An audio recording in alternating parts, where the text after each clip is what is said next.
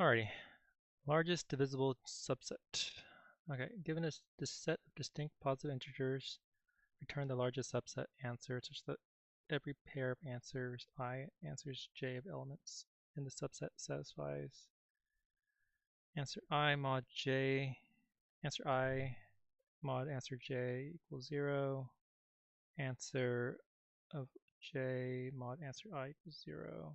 Multiple solutions, return any of them. So one is a multiple of the other, or the other is multiple of them. And the largest subset where every pair is that. So 1, 2, 3, 1, 2, 2 is a multiple of 1, is the largest subset of this. And you can't do all 3 because 3 is not a multiple of 2.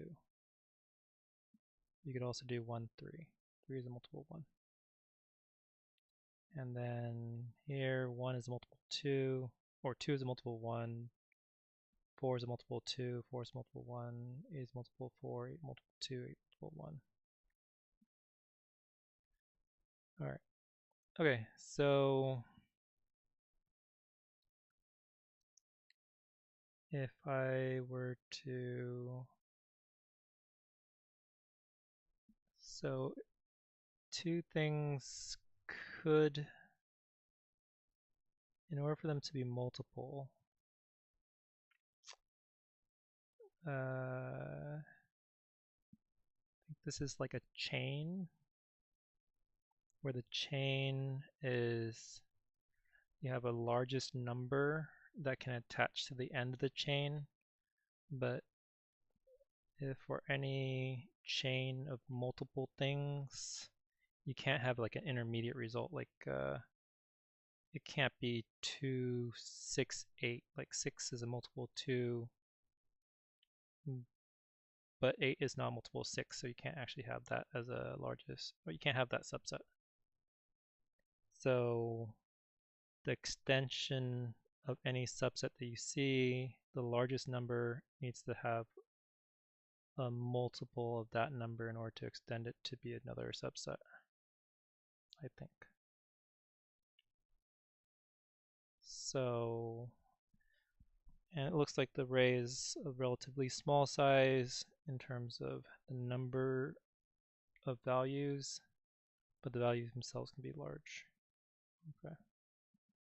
So I'm thinking like if you have a map where each value in your nums goes to the things that are multiple of that, and then each value of those goes to things that are multiple of that, and keep track of the longest chain. That'll be the longest, that'll be the size of that chain is the size of the subset, where each thing is multiple, each pair of numbers. So I think maybe if I sort the numbers, and all I'm really doing is for each number seeing what the first number in the chain, the earliest number in the chain goes to. So if I have a chain where it's like going from smallest to largest, for each next number, let's say the next number here is like 12, I look into the previous numbers to see if there's any multiples of the previous number, a multiple of factors of it, starting with the largest factor down to the least. Starting with the largest factor, going down to least, if any of those factors are in the set of previous values, then I can stop and append that value to that set or to that chain. So let's go ahead and have a map of values to longest chain ending with that value. So like for instance, let's say it's like 2, 4, 10, 20, and 50. So you start with 2, 2 maps to just itself, so that's 1. 4 maps to something, 4 is divisible by 2, so because 2 is 1, 4 would map to a chain of 2. 10 is not divisible by 4, divisible by 2, so this maps to a chain of 2. 20 maps to, it sees that's divisible by 10, so it changes to that, so it maps to 3. 50 maps to 3, and then you stop. And the longest chain is like, this is implies like 2, 10, 50. This one implies 2, 10, 20. Now technically it could also be 2, 4, 20, but that's strictly not necessary. Is there a way that this doesn't work? What if it's a multiple of a previous number, where the, let's say there was another number here. Let's say it was 8. Is there a way that this doesn't work correctly? So let's say 8 maps to 3 here, and then what if it's something like that? 20 still maps to 3 because it's 20 is divided by 10, which has a chain of 2. And then if I have 40, 40 maps to 4 because 40 is a multiple of 20. It's also a multiple of 8. I feel like there's a way that this is screwing up. What if it was something like 2,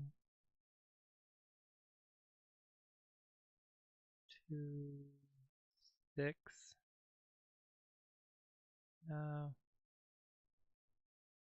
If you were to go with a bigger number and you see something where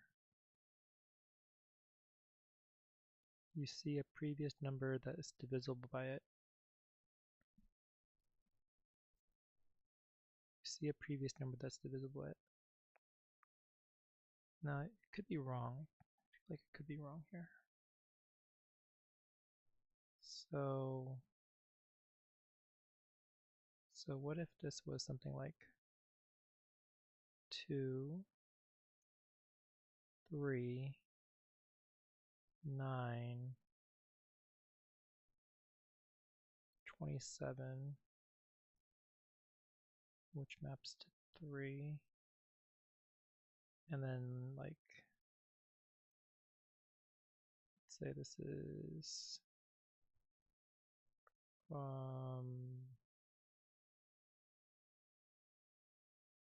27, which maps to 3, 54, no. Like, I feel like there's a, you can reach a next number in the chain where like there's 2 previous chains that get to it. Like 2, 3, 6, where 6 can go on the end of the chain that is 2 or 3. So what if you had something that was, what if you had something that was 2, 4, 8, and also had something that was 3, 9, and then you had something that was a multiple of 8 and 9, so like 72. 72 would see that's divisible by 9 and say that it might be a chain of 3. But then that's wrong, because then you could also have done 1, or could have done 2, 4, 8, 72. That would have been a chain of 4. So it can't just be the earliest or the first thing that's a multiple of, it has to be the thing that's the longest multiple of. Unless, like n squared time n squared time. All right, you have to do for every value, every previous value. All right, let's start with that solution. So for each value in, or each index in range n, the value of the index is numset index. And then for each previous value in range 0 to, also let's say the count here is 1. Range the 0 to that index. Previous value is equal to nums at this index. Let's say count, then max previous is going to be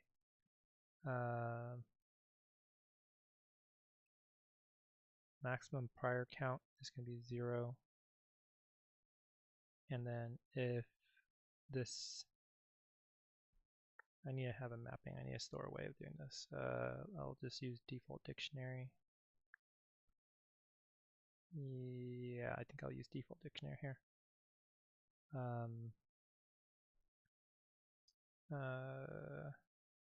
Long chain is going to be default dictionary of ints. So for every previous value to this value, so for instance, let's say the previous, this value is 3, so going through like 2 and 1. If this value is divisible by the previous value, then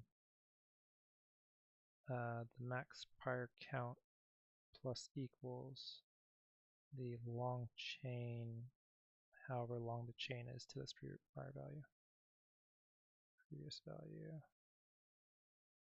is going to be not plus equals, it's going to be the maximum.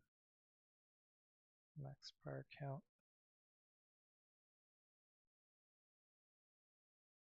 And I feel like there should be a way to shortcut this or stop it.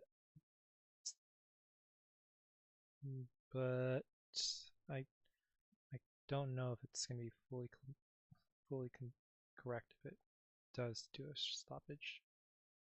Okay, so I think that's fine. And then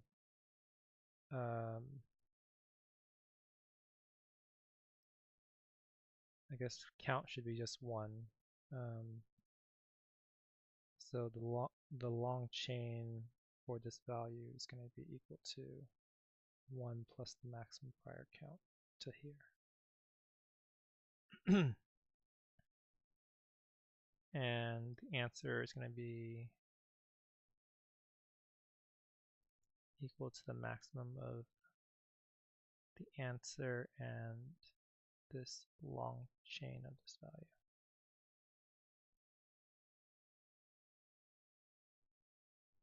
And return the answer.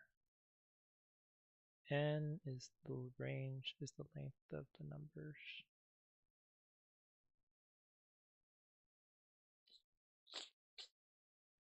Interesting. So it doesn't get that correct at all.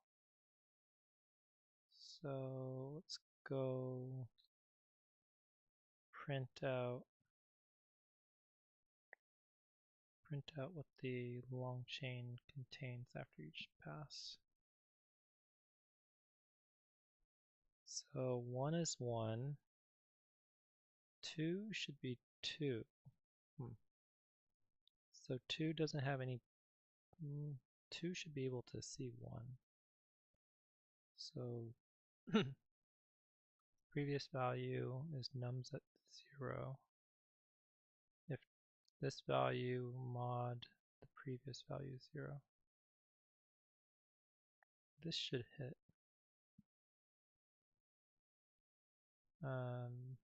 Say print value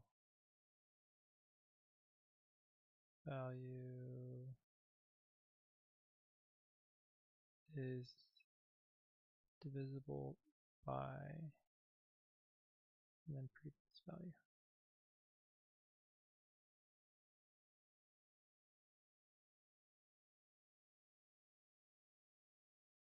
Right, 2 is divisible by 2. That is not what I expected to see. Previous value, oh my god. Nums at previous value index. No, fuck. It's gonna go out of bounds. Nums at previous value index. Previous index.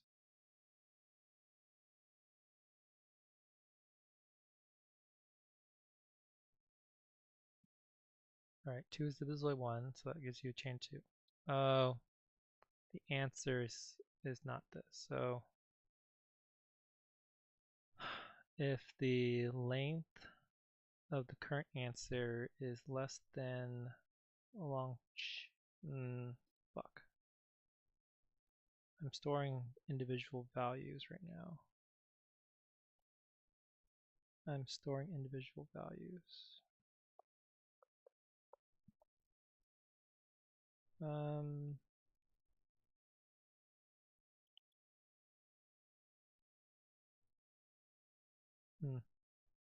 What do I want to store inside the dictionary? It can't just be the length of the chain. It can't just be the length of the chain. It could be length of the chain and the previous value. That's chain 2. Guess that's fine. Okay, so that's not a default dictionary. That's just going to be dictionary. So for each value, and then you have a max prior count, previous value. If the value is a multiple to previous value, then let's say prior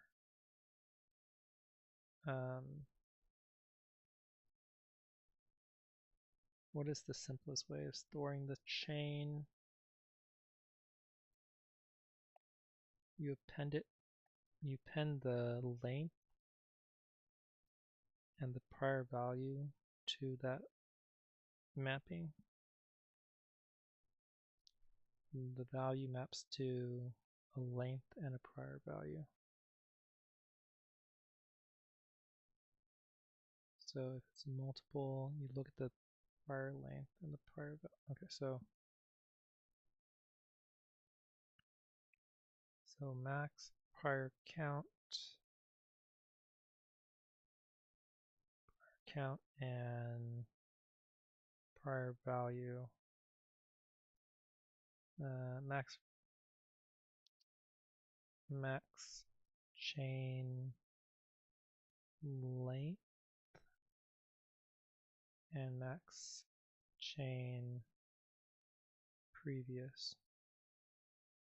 Let's say length is 0, previous is 0. So the current value is multiple to previous value. And then I'll say this length and this previous, no, this length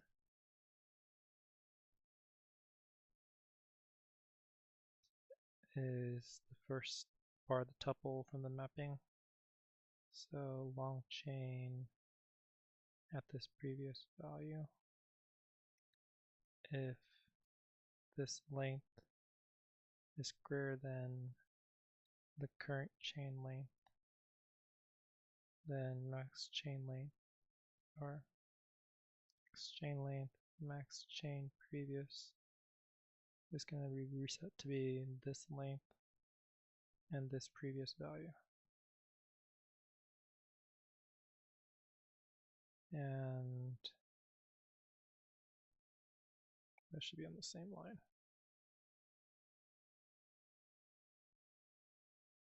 And then after you do that, you store the current thing. So for the current mapping, long chain of this value is going to be a tuple that is 1 plus the max chain length, including itself, and the previous value.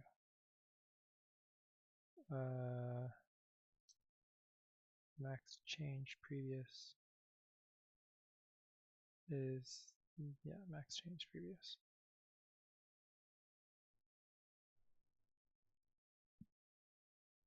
I guess currently it's 0. If it doesn't have anything, then it should use 0 as the previous chain. So this thing, it maps to 0.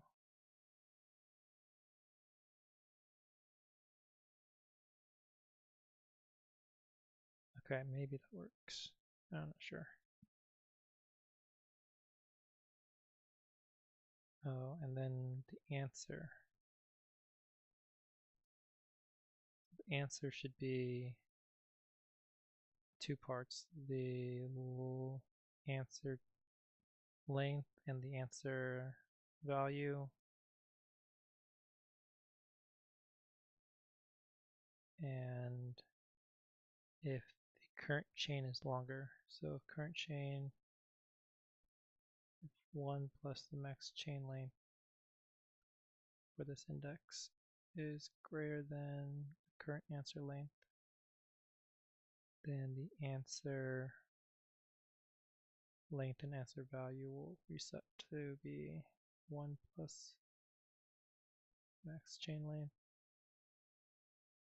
and the current value. And then once we have the answer at the end of all that, it'll be the current value is what the for I in range of the answer length. The answer array is going to be answer array is going to append answer value, and answer value is set to be the prior in that chain. So long chain of this answer value, and then return the answer. Oh, I think I need a decrement. Oh, this is a tuple. Answer value part the first element, or element index 1, second element.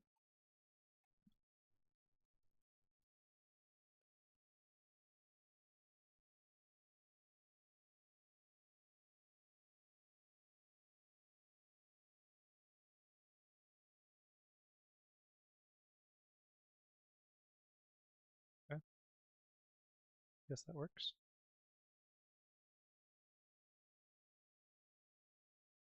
Surprisingly straightforward. Guess I got a fairly optimized solution. Kind of surprised. Okay. So summary of solution. So here any solution subset can be thought of as a chain of ascending values where the last value in chain, where each successive value must be a multiple of the prior value. Like there's just no way that you can have something like a so for instance, not possible to have A, B, C where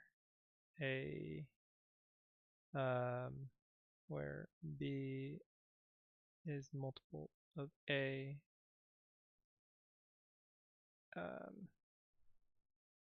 where C is multiple of A but not B. I mean, that's kind of implied within the definition of this problem, but yeah, it can't be like something where you have a number that's a multiple of an earlier number, but not like it has to be a multiple of the exact preceding value. And here we just use we go through sorted elements where each element determines tries to determine what the longest attaching prior element is, i.e. it extends that chain.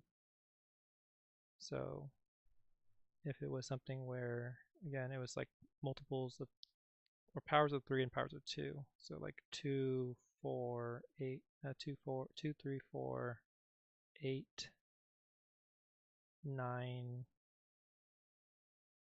and 72. So technically there's 2 possible chains.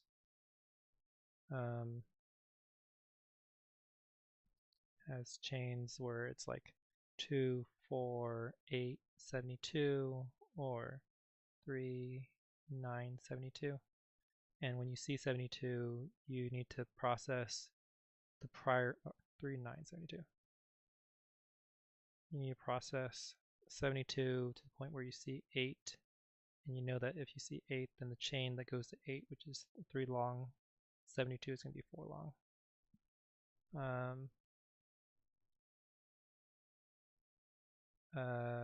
Here used a dictionary to map values to chain length and prior value chain. So once a value goes through all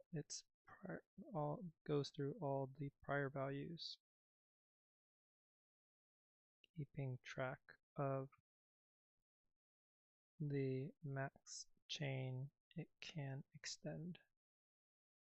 Then it stores that length plus 1 and what value it extended.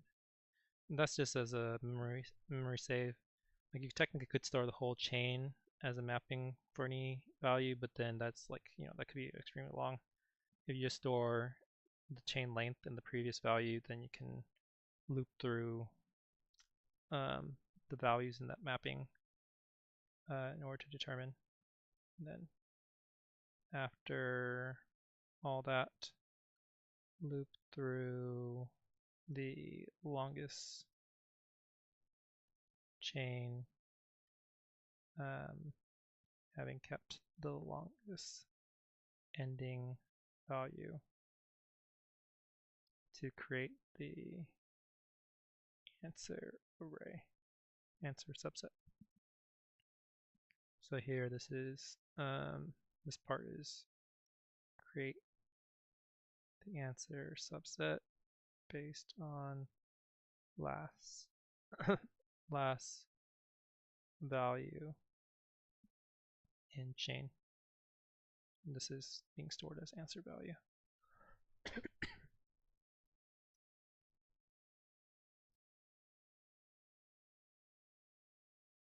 Alright. This is determine what longest chain this can extend. And this if statement here is